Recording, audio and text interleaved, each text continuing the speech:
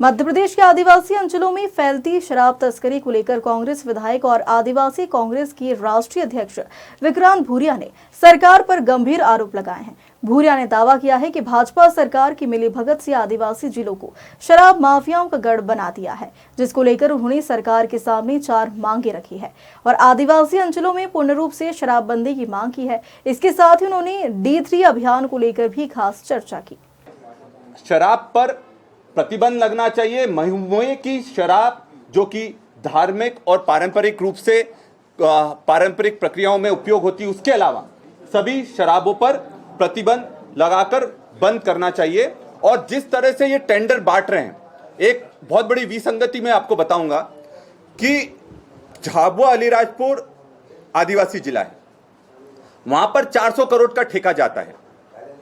वहीं डिंडोरी भी आदिवासी जिला है, पर वहां पर सिर्फ 25 करोड़ का ठेका जाता है।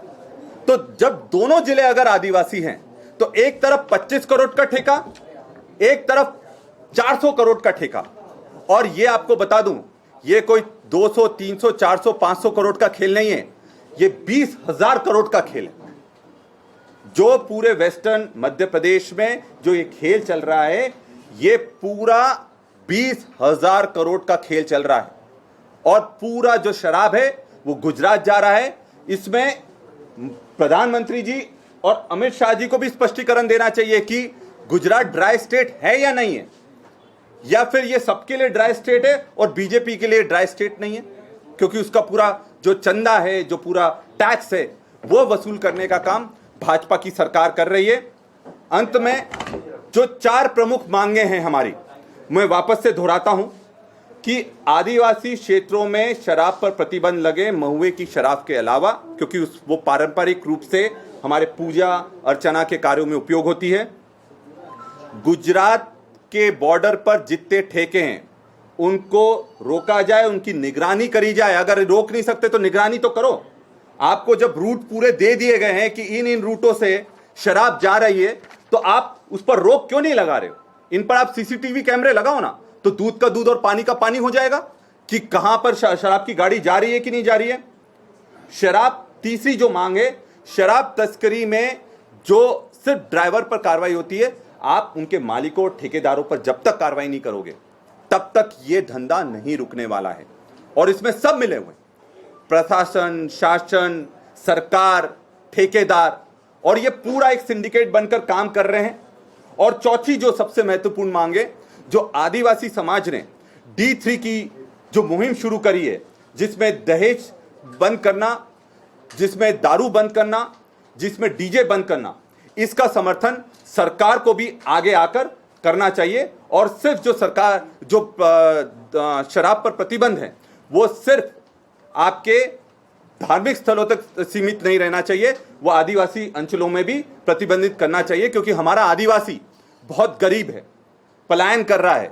मुहिम है, ये समाज की मुहिम है, और इसमें जब सामाजिक मंच होता है तो सारे दल एक साथ आते हैं और इसको सभी दल समर्थन भी कर रहे हैं। पर दिक्कत यह है कि वहां स्थानीय स्तर पर तो इसको समर्थन मिल रहा है सभी दलों का, पर जब सरकार की बात आती है और जब उनके रेवेन्यू की और टैक्स की बात आती है, तो प्रदेश स्तर पर सरकार पीछे हट रही है। मेरा यह कहना है, सरकार इस D3 मुहिम को सिर्फ जिले तक सीमित ना रखे, जहां जहां आदिवासी अंचल हैं, क्योंकि उनके पैसे कमाने की इतनी क्षमता नहीं रहती है और उनकी पूरी पीढ़ियां उसमें खत्म हो रही है। तो इस D3 मुहिम का सरकार को भी आगे आकर इसको संवैधानिक प्रमाणता देना चाहिए। समाज ने आपस में, सारे सरपंचों ने बैठकर, सारे पटेलों ने बैठकर, सारे तड़वियों ने बैठकर ये निर्णय लिया कि हम अपने समाज से ये जो बहुत बड़ी विसंगति है, चाहे वो दहेज की विसंगति हो, चाहे दारू की विसंगति हो, चाहे डीजे की विसंगति हो, क्योंकि डीजे के चक्कर में हमारा जो पारंपरिक ढोल है, नगाड़ा है, जो हमारे नृत्य हैं, वो पूरी तरह से खत्म हो रहे थे। तो इसको लेकर ये मुहिम 6-7 महीने से चल रही है और इसका जो असर है आज दिखने लगा है कि आज एक्सीडेंट कम होना हो लगे हैं, लोग में झगड़े कम होने लगे हैं, FIR कम होने लगी है, जो पलायन पर जो जाकर वो जो पैसा कमा कर लाते थे वो बचने लगा है। और कहीं ना कहीं इस D3 मुहिम को सफलता तो मिल रही है, पर जो सरकार का एक बहुत बड़ा सिंडिकेट बन गया है और जिस तरह से झाबुआ अलीराजपुर रतलाम को एक गेटवे की तरह उपयोग करा जा रहा है और बड़े बड़े 20,000 करोड़ का पूरा ये जो धंधा चल रहा है, इससे हमारे समाज को बदनाम करने का ये षड्यंत्र है और समाज को, आदिवासी को ये शराबी बताने का षड्यंत्र है। और असली में जो सिंडिकेट है, जो बड़े बड़े ठेकेदार हैं, इसका फायदा उठा रहे हैं। अगर सरकार इस पर प्रतिबंध नहीं लगाएगी तो कहीं ना कहीं संगठन और हम लोग आगे आएंगे और जिस तरह का ये जो खेल चल रहा है और जो पूरा एक गठजोड़ चल रहा है सरकार और ठेकेदारों के बीच, इसको उजागर करने का भी काम करेंगे और शराब की दुकानों को बंद करने का भी हम लोग काम करेंगे।